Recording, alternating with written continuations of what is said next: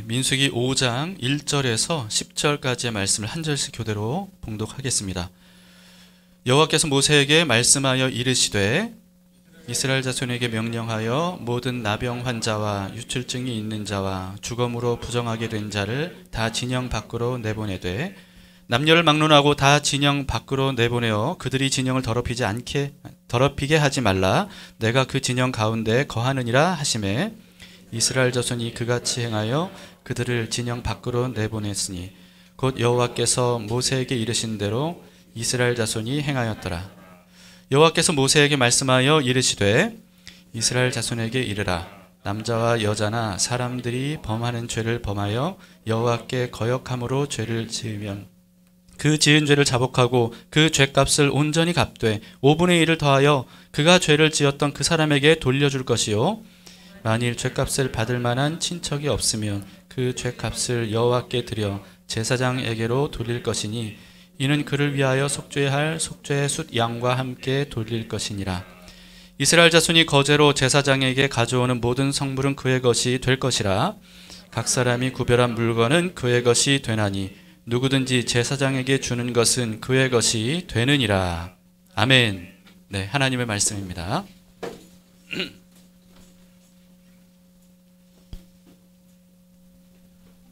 네, 구원받은 사람과 구원받지 않은 사람의 다른 점들이 굉장히 많이 있죠.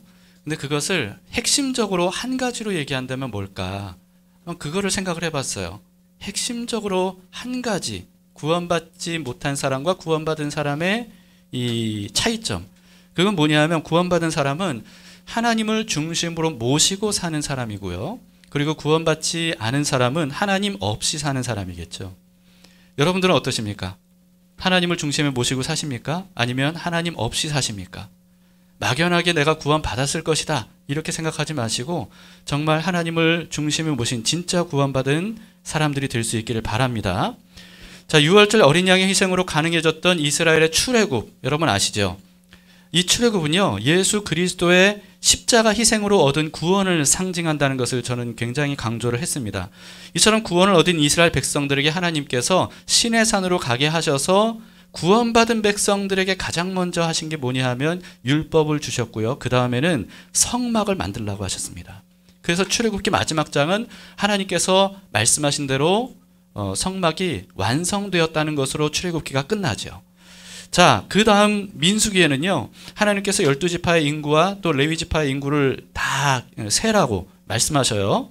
그러면서 그렇게 계수한 대로 그 지파별로 그리고 레위 족속들별로 진을 칠 때 각 지파가 어디에 위치해야 되는지를 이제까지 우리가 큐티를 통해서 볼 수가 있었습니다. 근데 이게 참 글로는 어려운데 그림으로 보면 간단하다 그랬어요. 자, 그림을 보겠습니다. 네, 이거예요. 이제 복잡하게 민수기 앞부분에 되어 있는 게 이 그림 하나로 설명이 됩니다.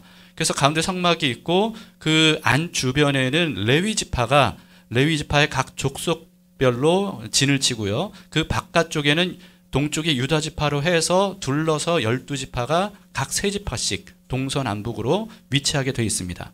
그래서 동서남북에도 아무 집 하나 들어가는 게 아니고요. 하나님이 어느 지파가 어느 위치에 있어야 된다는 것을 다 알려주셨어요. 그래서 이 진영 그대로 있다가 하나님의 인도하심을 따라서 행진하게 될 때는 동쪽에 있는 유다 지파로부터 출발을 해서 이제 시계 방향으로 쭉 따라가도록 그렇게 되어 있습니다. 자, 성막 입구는 반드시 동쪽에 있어야 되고요. 성막 동쪽에는 모세와 제사장들이 위치해 있어야 되고 그 바깥쪽으로는 유다 지파, 이사갈 지파, 스불론 지파가 배치되도록 그렇게 되어 있죠. 자, 이 진 배치도에서요, 가장 중요한 위치가 어딜까요? 네, 가운데 아니겠어요? 중앙. 네, 성막의 위치입니다. 성막은 반드시 진 중앙에 위치해 있어야 됩니다. 그래서 모든 레위 지파들, 자, 이 성막은요, 항상 문이 어디로 향하게 되어 있냐면 해가 뜨는 동쪽을 향하게 되어 있거든요. 자, 근데 이 성막을 중심으로 해서 위치한 모든 지파들은 어느 방향을 향해서 텐트를 쳐야 될까요? 동쪽이 아니고요, 성막을 향해서. 반드시 성막을 향해서 텐트를 치도록, 그렇게 진을 구축하도록 하나님께서 명령을 하셨습니다. 자, 그래서 이렇게 출애굽의 구원을 얻은 이스라엘은 어디로 가든지 반드시 하나님의 임재가 있는 성막을 중앙에 모셔야 되고, 그리고 모두가 다 그 성막을 향해서 나아가야 된다라고 하는 거죠. 구원을 얻은 우리들도 마찬가지입니다. 자, 민수기의 진 베티도처럼요, 우리도 언제나 항상 하나님을 중심으로 모셔야 돼요. 이게 바로 구원받은 사람의 삶의 원리이고 법칙입니다. 그리고 그 다음에 어떻게 해야 돼요? 하나님을 중심에 모실 뿐만 아니라 항상 어디를 향해야 돼요? 하나님을 향해야 되는 거죠. 이게 바로 그리스도인들의 삶의 모습입니다. 교회는요, 절대로 사람들만의 모임이 아니라는 것을 우리는 늘 우리 스스로가 주지시켜야 됩니다.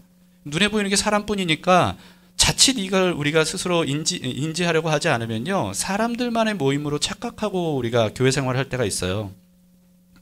교회가 세상의 모든 조직과 다른 점이 있다면 그것은 바로 하나님을 중심으로 모신 조직이다, 공동체다 라고 하는 거죠.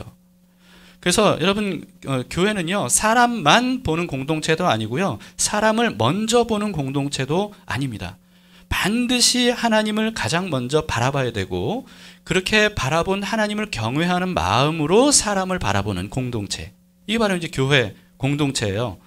만약에 사람만 바라보고 또 사람이 중심이 되고 사람 뜻대로 움직이는 공동체라면 그게 아무리 뭐 간판은 무슨 교회라고 걸려있다 할지라도 교회라고 할 수는 없는 거죠. 교회는 세상과 다른 공동체입니다. 그것은 바로 하나님을 중심에 모신 공동체라는 거예요. 기독교인 개개인도 마찬가지입니다. 여러분, 종교가 기독교라고 해서 모두가 다 하나님을 모시는 사람은 아니에요. 하나님을 중심에 모시고 하나님을 바라보는 사람이어야 기독인, 다시 말해서 그리스도인이라고 할 수 있는 것이지, 교회는 다니는데 하나님을 중심으로 모시지 않고 하나님을 향해 바라보지도 않는 사람은 기독교인인 거죠. 기독교인과 기독인은 상당히 다릅니다. 자, 그래서 하나님을 중심에 모시고 그리고 그런 하나님을 늘 바라보면서 하나님의 인도하심을 따르는 사람이 바로 그리스도인이다. 그리고 그런 공동체가 바로 교회다 라고 하는 것입니다. 이 놀라운 은혜를 우리가 늘 기억하고 생각하면서 우리가 교회다운 교회가 될 수 있기를 바랍니다. 그리고 여러분도 기독인다운 기독인이 되시기를 축복합니다. 자, 오늘 본문은요, 이처럼 하나님을 이스라엘 진영의 중심으로 모신 이스라엘 백성들이 그렇다면 그 다음에 어떻게 해야 되는지, 그것을 우리에게 알려주고 있는 말씀입니다. 오늘 본문은 1절과 4절 그리고 5절부터 10절까지 이렇게 두 파트로 나눌 수가 있는데요. 1절과 4절은 부정해진 사람은 진영 밖으로 내보내야 된다는 내용이고요. 그리고 5절부터 10절은 백성들 중에 누군가 죄를 범했을 때 그 죄를 어떻게 처리해야 되는지, 여기에 대한 단면을 알려주고 있는 말씀입니다. 자, 여기까지 먼저 정리하자면 뭐냐 하면, 여러분 기억하세요. 어린 양의 피로 구원을 얻은 하나님의 백성들은 어떻게 해야 된다고요? 하나님을 중심에 모셔야 돼요. 하나님을 중심에 모셔야 되고, 그리고 하나님을 바라보는 삶을 살아야 됩니다.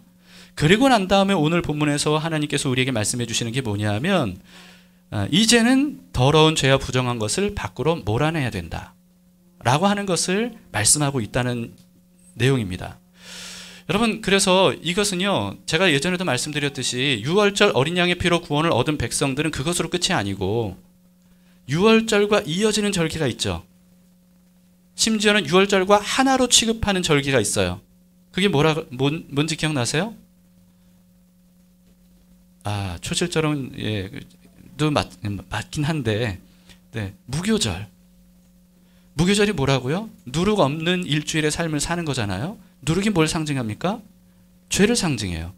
그러니까 무교절은요, 유월절 어린 양의 피로 구원을 얻은 백성들이 반드시 죄 없는 삶을 7일간, 7일이 뭐예요? 영원한 수 7, 영원한 삶을 그렇게 살아야 된다라고 하는 것을 알려주고 있는 겁니다. 그러니까 구원 얻은 백성들은 하나님을 중심으로 하나님을 향해 바라보면서, 그러면서 죄 없는 삶을 사는 것, 이것이 바로 그리스도인의 삶이다. 왜냐하면요, 하나님과 죄는 절대로 공존할 수 없기 때문입니다. 우리가 하나님을 중심에 모신 사람으로서 계속 그렇게 하나님과 함께 더불어 살려면 죄를 반드시 몰아내는 삶을 살아야 되는 거예요. 그렇기 때문에 우리는 언제나 하나님과 죄 중에 선택하는 삶을 사는 겁니다. 하나님을 선택할 것인가 죄를 선택할 것인가지 하나님도 선택하고 죄도 선택하는 것은 안 돼요. 공존할 수 없어요. 하나님은 죄와. 그래서 만약에 우리가 죄를 선택한다면 그건 뭘 의미하는 거예요? 하나님을 배반하는 거예요. 반면에 우리가 하나님을 선택하려면 어떻게 해야 돼요? 죄를 버려야 된다는 사실을 우리는 인지해야 됩니다. 그리고 그렇게 해야 돼요. 그래서 하나님께서 성막을 중심에 둔 이스라엘 백성들에게 그 다음에 반드시 죄와 부정을 처리해야 된다. 이렇게 오늘 본문을 통해서 말씀하고 있는 겁니다. 자, 먼저 5절부터 10절을 좀 먼저 보는 게 좋을 것 같은데요. 5절부터 6절만 함께 먼저 보겠습니다. 5절 6절. 여호와께서 모세에게 말씀하여 이르시되 이스라엘 자손에게 이르라. 남자나 여자나 사람들이 범하는 죄를 범하여 여호와께 거역함으로 죄를 지으면, 자, 어떤 사람이 여호와께 거역하는 죄를 지은 경우에요. 그런데 거역하는 죄가 어떤 죄인지를 7절에서 말씀하고 있습니다. 7절 보여주세요. 그 지은 죄를 자복하고 그 죄값을 온전히 갚되 5분의 1을 더하여 그 죄를 지었던 그 사람에게 돌려줄 것이요. 네, 죄를 지었던 그 사람에게 5분의 1을 더해서 배상하라는 말씀이에요. 그렇다면 여기서 말씀하고 있는 하나님께서 말씀하시는 하나님을 거역한 죄가 무슨 죄입니까? 사람에게 범한 죄. 그러니까 하나님께 직접 범하는 죄도 있지만요, 이 말씀에서는 특별히 사람에게 지은 죄를 처리하는 법을 지금 말씀하고 있는 거예요. 사람에게 죄를 지었을 때 어떻게 하라고요? 네, 죄를 자복하고 죄값을 온전히 갚고 5분의 1을 더해서 그 사람에게 주라, 배상하라, 이렇게 말씀하고 있습니다. 그렇게 함으로써 죄가 처리가 되는 거예요. 여러분, 그런데 사람에게 지은 죄에 대해서 하나님은 6절에서 뭐라고 말씀하셨어요? 하나님을 거역하는 죄라고 말씀하셨습니다. 사람에게 잘못한 건데 그걸 하나님께 거역한 것이라고 말씀하고 있는 거예요. 우리가 착각하지 말아야 되는 게 뭐냐면요, 하나님에게 하는 것과 사람에게 하는 것은 별개라고 생각하기 쉬운 겁니다. 하나님은 하나님께 내가 하는 거고 사람은 사람께 하는 거고, 우리는 그걸 별개라고 착각하기 쉬운데 하나님은 절대로 그렇게 생각하지 않으십니다. 자, 왜냐하면요, 사람에게 죄를 범하지 말라라고 하나님께서 말씀하셨어요. 그런데 그 말씀을 거역해서 사람에게 죄를 지으면 그것은 결론적으로 하나님의 말씀을 거역한 거잖아요. 그러니까 하나님을 거역한 죄인 거예요. 그렇기 때문에 여러분, 우리가 사람에게 죄를 범한 것에 대해서 이것은 하나님께 죄를 범한 것이구나, 이 사실을 언제나 인지를 해야 됩니다. 그래서 우리는 사람에게는 어떻게 되든 상관없고 하나님께만 잘하면 된다, 이런 잘못된 신앙생활을 해서는 안 돼요. 여러분, 10계명에도요 1계명부터 4계명까지는 하나님과의 관계에 대한 계명이죠.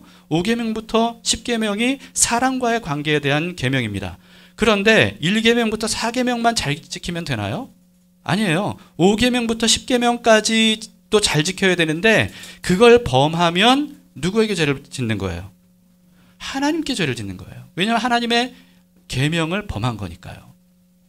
네, 그래서 예수님은 뭐라고 말씀하셨냐면요, 지극히 작은 자 하나에게 하거나 하지 않은 것은 예수님에게 하거나 하지 않은 것으로 여겨서 그에 상응하게 대하겠다, 이렇게 말씀하셨어요.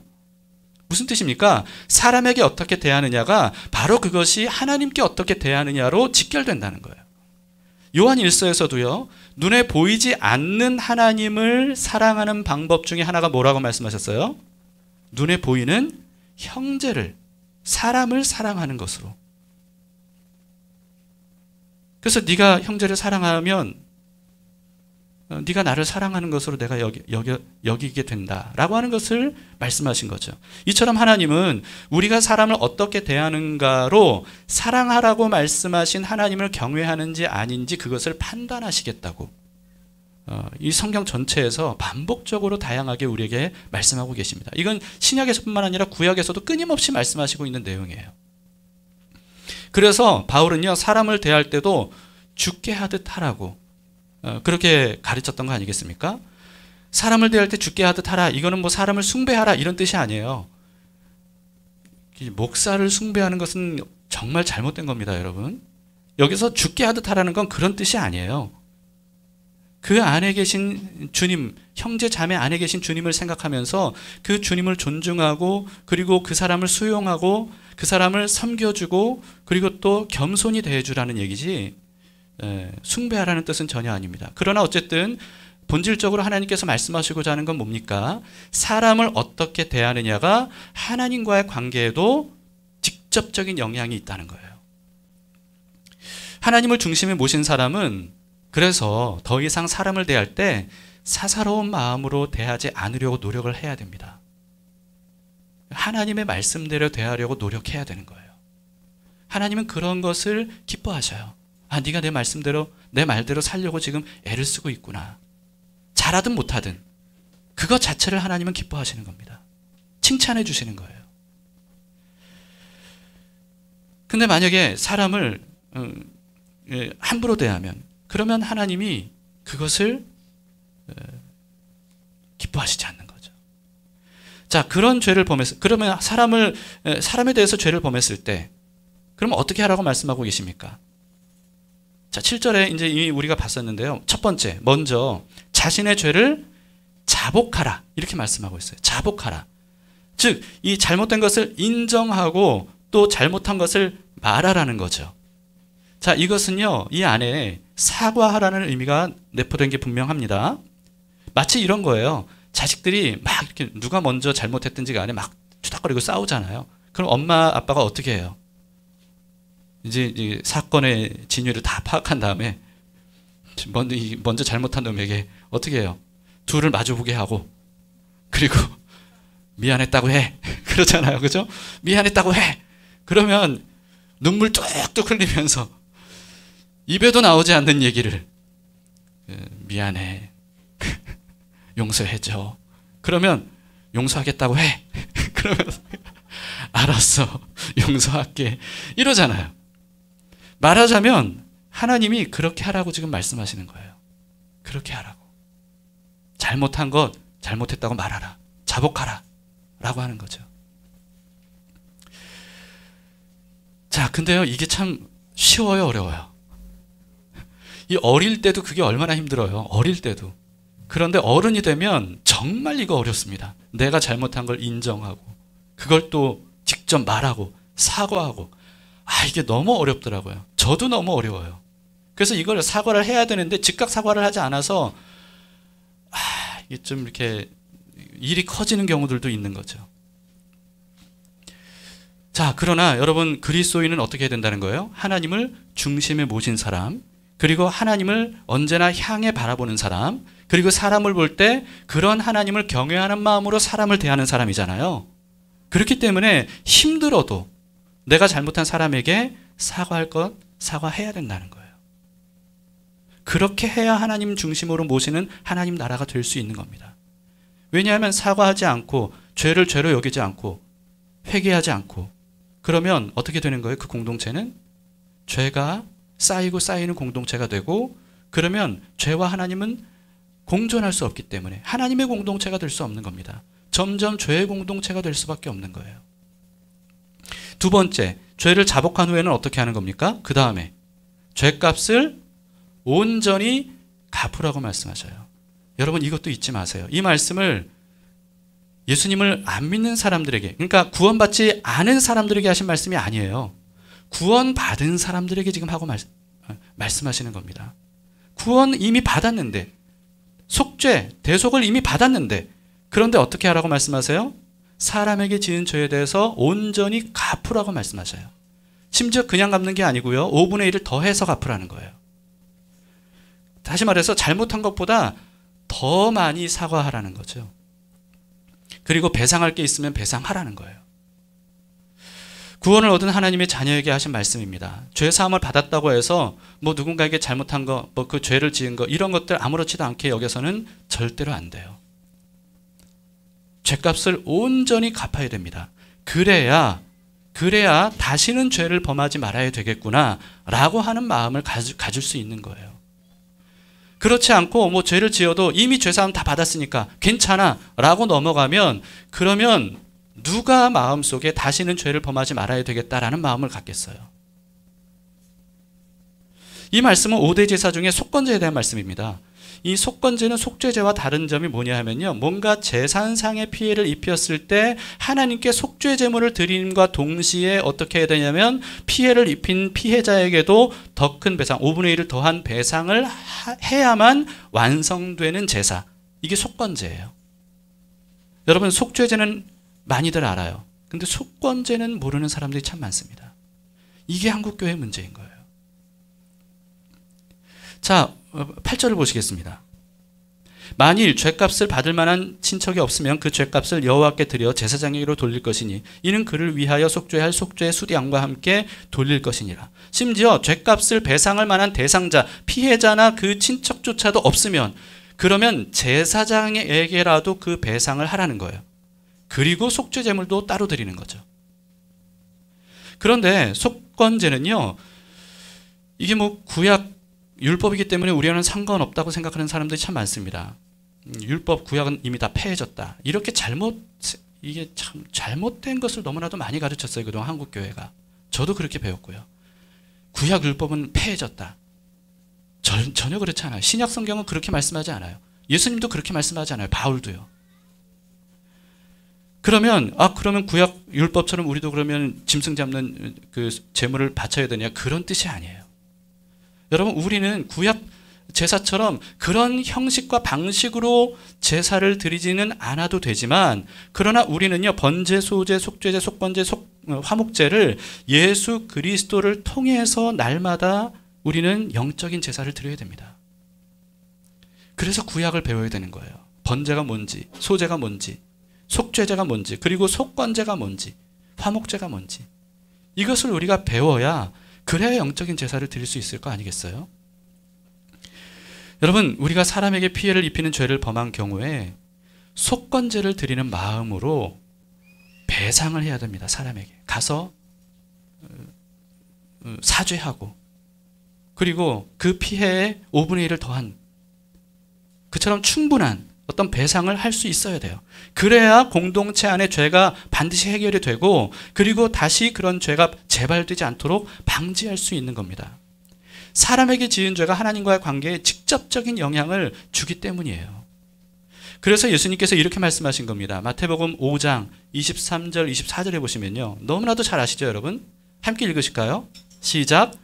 그러므로 예물을 제단에 드리려다가 거기서 내 형제에게 원망 들을 만한 일이 있는 것이 생각나거든 예물을 제단 앞에 두고 먼저 가서 형제와 화목하고 그 후에 와서 예물을 드리라. 이 말씀이 속건제에 대한 말씀입니다.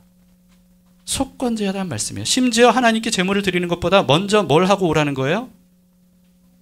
화해하라는 거죠.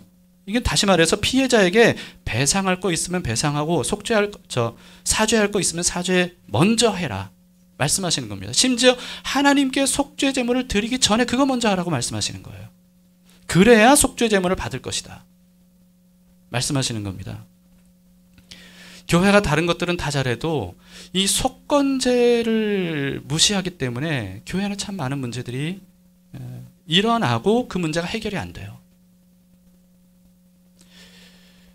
여러분, 속건제도 잘 드릴 수 있어야, 그래야 죄가 처리된 거룩한 공동체로 설 수가 있는 겁니다. 그래야 하나님과 온전히 함께 할 수 있는 공동체가 되는 거예요. 사람과의 관계에 잘못된 것들을 바로잡지 않으면, 그러면 하나님과 함께 할 수 있는 공동체가 점점 이게 어려워지는 겁니다. 오늘날 교회가 교회답지 못한 이유가 많이 있지만요, 그 중에 하나가 저는 이 속건제가 없기 때문이라고 생각합니다. 속건제에 대해서는 거의 몰라요. 그리고 관심도 없어요. 알려고도 하지 않아요. 그리고 안다 할지라도 순종하려고 하지 않아요. 그러니까 이게 교회 공동체의 많은 문제들이 해결이 안 되는 겁니다. 우리가 드려야 될 속건제가 있는지 한번 생각해 보세요. 여러분이 드려야 될 속건제가 있습니까? 최선을 다해서 순종해 보세요. 왜 우리가 속건제를 드려야 되는지, 그것은 속건제를 드려본 사람만이 알 수 있습니다. 그냥 대충 넘어가는 사람, 나는 이미 뭐 다 죄사함 받았으니까 괜찮지 라고 생각하는 사람은 하나님과 온전히 연합하는 삶을 살 수가 없어요. 죄가 해결되지 않기 때문입니다. 그 다음 1절에서 4절은요. 5절에서 10절보다 더 근본적인 죄처리 방법에 대한 말씀을 하고 있는 겁니다. 자, 1절에서 3절을 보시겠습니다. 여호와께서 모세에게 말씀하여 이르시되 이스라엘 자손에게 명령하여 모든 나병 환자와 유출증이 있는 자와 주검으로 부정하게 된 자를 다 진영 밖으로 내보내되 남녀를 막론하고 다 진영 밖으로 내보내어 그들이 진영을 더럽히게 하지 말라. 내가 그 진영 가운데 거하느니라 하시매. 자, 진영 밖으로 어떤 사람들 내보내라고 말씀하시는 거예요. 자, 진영 밖으로 어떤 사람을 내보내라고 하십니까? 뭐 나병 환자, 유출병이 있는 자, 주검으로 시체에 접촉된 자, 이런 거죠. 근데 한마디로 말하자면 무슨 뜻이냐면요. 전염병을 옮길 만한 환자를 이제 격리 조치하라는 뜻입니다. 이 말씀은. 물론 이 환자들에게는 너무 가혹한 조치죠. 진영 밖으로 쫓겨난다는 것은 가족과도 이게 함께 살 수 없는 거잖아요. 그러니까 굉장히 가혹한 조치라고 여겨질 수 있을지 모르겠지만요. 지금처럼 의료시설이나 체계가 갖춰져 있지 않았던 이 고대에, 그것도 광야에서는 공동체 전체를 전염병으로부터 안전하게 지키기 위해서는 이게 어쩔 수 없는 조치였습니다. 그리고 최우선적으로 해야 되는 조치였어요. 그런데 이 명령은 단순히 이런 보건위생만을 위한 말씀이 아닙니다. 성경에 나와 있는 질병들, 특히 전염병은요, 이 죄가 무엇인지, 죄를 어떻게 처리해야 되는지를 알려주시는 장치 중에 하나예요. 그러니까 죄는 속성상 이와 같은 전염성이 있다는 거예요. 전염성이 강하다는 거예요. 그렇기 때문에 이 죄를 어떻게 처리해야 되는지를 이와 같이 전염병을 앓고 있는 사람들을 처리하는 방법을 알려주심으로써 하나님이 말씀해 주시는 겁니다. 여러분, 죄가 전염성이 강하다는 것에 대해서 경각심을 가지셔야 됩니다. 코로나가 지금 또 엄청나게 확산되고 있죠. 강력한 전염병으로 지금 전파가 되고 있는 중입니다. 그런데 코로나뿐만 아니라 모든 전염병은요, 몸에 거기에 대한 항체가 형성이 돼서 면역력이 생기면 그러면 이제 더 이상 걸리지 않아요. 그러나 죄는 어떻습니까? 여러분, 죄에는 면역력 있는 사람이 단 한 사람도 없습니다. 기억하세요. 면역력이 있는 사람이 단 한 사람도 없어요. 인류 역사상. 만약에 자신은 죄에 대해서 면역력이 있다. 나는 죄 안 지어. 이렇게 자부하는 사람이 있다면 그 사람이야말로 가장 죄에 취약한 사람이에요. 죄에 전염되지 않을 사람은 아무도 없다는 사실을 여러분 기억하셔야 됩니다. 오직 성육신하신 예수님만, 성육신, 동정녀를 통해 탄생하신 성육신하신 예수님만 죄에 감염되지 않은 유일한 분이었어요. 그래서 그분이 죄에 감염된 모든 인류를 위한 대속 제물이 되실 수 있었던 거죠. 그렇기 때문에 여러분, 죄에 감염될 수밖에 없는, 너무나도 되기 쉬운, 연약한, 면역력이 항체가 없는 이 사람은요, 죄를 극복하는 방법은 하나밖에 없는 겁니다. 그게 뭐예요? 최대한 죄를 멀리하는 거예요. 죄를 지을 가능성을 아예 처음부터 애초에 차단하는 거예요. 이것이 우리가 해야 되는 일입니다. 우리가 죄와 싸운다고 해서 막 죄 근처로 가서 막 그렇게 하면 안 돼요, 여러분. 네가 이기나 내가 이기나 보자, 그게 아니에요. 죄에게서 멀어지는 것. 그래서 죄에게서 차라리 도망가는 게 훨씬 나아요. 이 요셉처럼, 보디발의 아내가 유혹할 때, 여주인이 유혹할 때 요셉처럼 도망가는 것. 이것이 우리가 해야 될 최선의 방법입니다. 이미 죄사함을 받아서 구원을 얻은 하나님의 자녀들은 더 이상 죄 때문에 구원을 잃지 않을 것이라고 생각하고 믿는 사람들이 많이 있습니다. 저는 여기에 대해서 여러분들에게 정말 많은 말씀을 드렸어요. 이것은 성경이 가르친 것과는 다릅니다.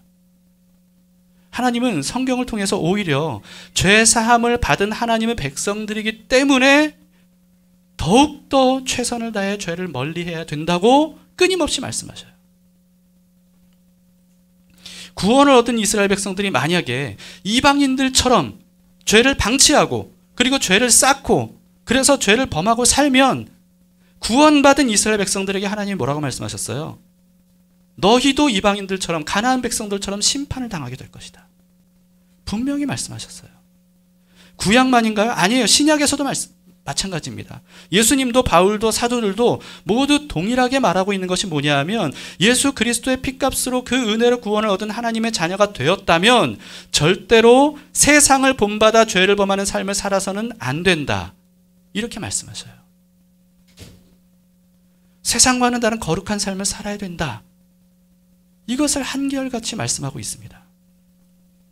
그런데 만약에 어떤 사람이 이미 구원을 얻은 사람은 무슨 잘못을 저질러도 이미 한 번 구원받았기 때문에 그 구원 잃을 수 없고 죄가 내 어떤 영혼에 영향을 줄 수 없어 라고 가르치는 사람이 있다면, 여러분 얼마 전에 우리가 큐티했죠. 요한 1서, 요한 2서, 요한 3서. 거기서 뭐라고 말씀하십니까? 그렇게 가르치는 그 사람이 바로 그리스도의 십자가를 대적하는 적그리스도다. 그런 사람은 집으로 들이지도 말고 인사도 해서는 안 된다. 이렇게 말씀하셨습니다. 무슨 뜻입니까? 죄의 전염성을 예방해야 된다는 거예요. 이렇게 죄를 아무렇지도 않게 대하는 사람들, 그것도 예수 그리스도의 십자가, 죄 사함을 들먹이면서 그것이 완벽하게 이루어졌기 때문에 우리가 어떤 죄를 지어도 더 이상 우리에게는 아무런 영향을 주지 못한다 라고 말하는 것은 죄를 방치하고 살라는 얘기예요. 그렇게 말하는 사람이 그리스도의 십자가를 대적하는 적그리스도라는 겁니다. 죄는 예나 지금이나 변함없이 강력한 전염성을 가지고 있다는 것을 아셔야 됩니다. 그래서 세상 모든 사람들이 죄에 감염이 된 겁니다. 코로나는 아직 모든 사람들이 감염되지 않았잖아요. 전 세계 인구의 몇 %인지는 모르겠어요. 그러나 여러분, 이제까지 인류 역사상 죄에 감염되지 않은 사람은 한 사람도 없을 정도로 그렇게 죄는 전염성이 엄청나요. 여기에 대해 우리가 경각심을 가져야 됩니다. 그런데 예수 그리스도께서 십자가에서 흘리신 피로 그렇게 죄에 감염된 우리를 깨끗이 씻어주신 거예요. 우리의 죄를 깨끗이 치유해 주신 겁니다. 그리고 예수님은요, 그뿐만 아니라 지금도요, 계속해서 십자가에서 흘리신 그 피로 우리의 일상을 통해서 저지르는 이 죄들도 우리가 회개하면, 주님께 나아가면, 그러면 마치 우리의 발을 씻겨주시듯이 그렇게 일상생활의 작은 죄들도 예수님은 끊임없이 우리의 죄를 씻어주십니다. 그런데 이게 뭘 의미합니까? 많은 여러분 잘못 오해하시면 안 돼요. 죄 씻어주시니까 무슨 죄를 저질러도 그냥 회개하기만 하면 해결된다. 그런 게 아니에요. 이건 뭘 의미합니까? 죄에 오염되지 않고 깨끗하게 유지하게 하시는 은혜 아니겠어요? 그렇기 때문에 날마다 그리스도의 피로 죄 씻는 것도 중요하지만 그보다 먼저 중요한 게 뭐예요? 최대한 죄에 오염되지 않도록 최선을 다해서 우리가 죄를 멀리하는 삶, 이게 더 중요한 겁니다. 이게 얼마나 당연한지 잠언은 이렇게 가르쳐요. 잠언 6장 27, 28절에 보시면 사람이 불을 품에 품고서야 어찌 그의 옷이 타지 아니하겠으며 사람이 숯불을 밟고서야 어찌 그의 발이 되지 아니하겠느냐. 불을 품에 품고 있는 사람은 반드시 옷이 타게 돼 있죠. 숯불을 밟으면 반드시 발이 되게 돼 있어요. 여러분, 화상을 입을 뿐만 아니라 계속 그러고 있으면요, 심지어 목숨까지도 잃을 수 있는 겁니다. 그런데 이상하게 구원을 얻은 사람은 더 이상 죄의 영향을 받지 않는다는 이 말도 안 되는 가르침이 자꾸 교회 안에 지금도 이제 너무나도 널리 전파되어 있는 겁니다. 죄의 영향을 받지 않을 사람은 아무도 없습니다. 심지어는요, 구원 받은 사람, 죄 사함을 받은 사람들도 마찬가지예요. 우리가 죄를 예수 그리스도의 피로 사함을 받았다고 해서 우리가 죄의 영향을 받지 않습니까? 아니에요. 만약에 그렇다면 오늘 본문 말씀도 하나님 말씀하지 않으셨을 거예요. 이미 구원받은 이스라엘 백성들에게 뭐 하라고 전염성을, 죄를 상징하는 전염병을 가지고 있는 사람들을 그 진 밖으로 내보내라고 하겠습니까? 왜 죄에 대해서 이렇게 처리하라고 말씀하시겠어요? 죄가 아무런 영향도 주지 않는다면 이런 말씀을 하실 필요가 없는 겁니다. 그런데 성경에 이런 말씀을 끊임없이 하시는 이유가 뭐예요? 이미 구원을 받은 사람이라 할지라도 죄의 면역력이 있는 건 아니에요. 죄의 영향을 받지 않는 건 아니라는 거예요. 오히려 이렇게 죄 사함을 받고 거룩해진 하나님의 백성들이기 때문에 그 깨끗하게 된 상태를 유지하기 위해서 죄를 더 적극적으로 멀리해야 된다는 사실을 성경에서는 분명히 우리에게 말씀하고 있는 겁니다. 랜디 알콜 목사님은 이런 제목의 책을 썼어요. 책 제목입니다. 그 길에서 서성이지 말라. 무슨 뜻인지 아시겠죠? 그 길에서 서성이지 말라. 죄 근처에 있으려고 하지 말라. 아니 난 괜찮아 라고 생각하지 말라는 거예요. 멀리 떨어져야 된다는 거예요. 알코올 중독에서 하나님의 은혜로 가까스로 벗어난 사람이 이제는 괜찮아 라고 하면서 나는 뭐 술 안 마실 자신 있어 라고 하면서 술집에 들어가면 이건 얼마나 위험한 일입니까? 도박 중독에서 어렵게 벗어난 사람이 이젠 난 괜찮아 라고 하면서 어디 한번 괜찮은가 생각 한번 볼까 하면서 도박자본으로 들어가면 여러분 그거는 너무나도 위험한 거예요. 예수 그리스도로 인해서 정말 그리스도의 엄청난 피값을 통해서 죄사함을 받고 구원을 얻어서 이제는 거룩한 하나님의 백성이 된 사람들이 난 이제 괜찮아 라고 하면서 죄를 지을 가능성이 있는 곳에 우리가 서성이고 있다면 그건 정말 위험한 일입니다. 그렇기 때문에 어떻게 하라는 거예요? 멀어지라는 거예요. 필요하다면 죄를 오염시킬 가능성이 있는 사람을 공동체에서 격리 조치시켜야 된다는 겁니다. 전염병에 감염된 사람을 격리하는 것은 환자를 위한 조치이기도 하면서 동시에 공동체 전체를 안전하게 지키기 위한 최우선적인 조치예요. 그렇게까지 해서라도 구원을 얻은 이스라엘 백성들, 구원을 얻은 하나님의 백성들이 죄와 멀어져야 된다는 겁니다. 철저히 죄를 배격하는 삶, 죄 지을 가능성조차 최대한 차단하는 삶, 누룩 없는 무교절로 완전수의 7일을 지내는 삶, 이런 삶을 우리가 살아야 된다 말씀하고 있는 겁니다. 이 말씀이 여러분 가슴 속에 깊이 새겨지기를 바랍니다. 예수 그리스도의 십자가로 우리는 드디어 모든 죄 사함을 받고 하나님을 우리 중심에 모실 수 있게 됐어요. 우리 중심에 계신 하나님께서 우리의 삶을 이끌어가고 계십니다. 우리가 이해할 수 없을 때도, 우리가 하나님에 대해 자칫 잊어버릴 때도 하나님은 절대로 하나님께서 우리에게 하신 약속을 잊지 않고 우리를 신실하게 인도하고 계세요. 우리는 그런 하나님을 언제나 바라보면서 삶을 살아야 됩니다. 그 은혜를 빼앗기지 않으려면 죄를 멀리하고 또 잘 처리하는 것이 우리에게 필요합니다. 그래야 하나님께서 우리에게 예비하신 복된 삶을 우리가 살아 누릴 수 있음을 기억하시기를 바랍니다.